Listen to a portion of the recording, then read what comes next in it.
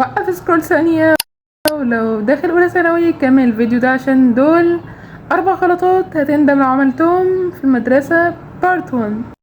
عاملين ايه؟ يا رب تكونوا بخير. معاكم ريحانة طالبة تانية بكالوريا مسار هندسة علوم حاسب. فيلا ندخل الموضوع على طول عشان مطولش عليكم. بداية كده، أول غلطة ما تستخفش بالتقييمات نهائي وتقول ده تقييم يعني عادي لو معملتوش مش هنقص كتير.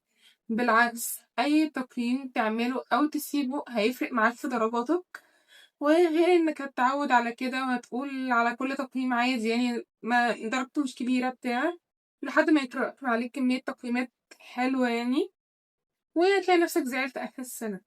بس لو حصلت وغصب عنك وجدت يوم تقييم لسبب مثلا سبب خارج عنك، ظرف بتاع كده، تروح للمدرس تستأذنه تقول حصل واحد اتنين تلاتة، ممكن أسلم حضرتك التقييم ولا لأ؟ لو وافق كان بيها وماشي وتاخد درجتك والدنيا زي الفل، حتى لو نقصك شوية عادي. ما وافقش بقى خير برضه، حاول متكررهاش ان شاء الله، بس كده يعني. تاني غلطة، ما تسكتش على حقك نهائي. لو انت مكمل كشكولك ومظبط تقييماتك والدنيا تمام ولقيت نفسك مخصوم منك درجات، تروح تتكلم مع المدرس بأدب وكده وقالك كان سهو أو غلطة منه، خلاص حصل خير. مش سهو أو مش غلطة وفي سبب شخصي من الآخر يعني، تاخد كشكولك في نفس اليوم، تنزل للشخص المسؤول عن مشاكل الطلاب في مدرستك، تشتكي وتطلب حقك وهتاخده بإذن الله.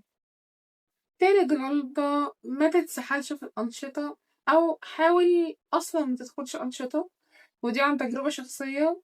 الأنشطة هتاخدك من الحصص، هتفوت عليك تقييمات، هتخليك تراكم كشكول الحصة وكشكول التقييمات، وهتلاقي نفسك الآخر خالص بتجري عشان تحاول تلم كل ده، وهتبقى اتأخرت برضه، فيا عالم المدرس هيرضى ياخد منك التقييمات بعد كده ولا لأ.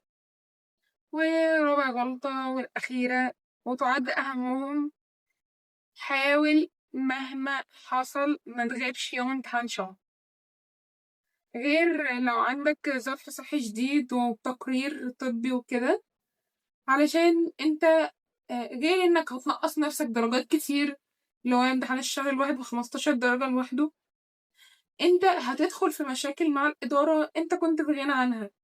فبس كده، وربنا يوفقكم يا حبايبي والسلام عليكم.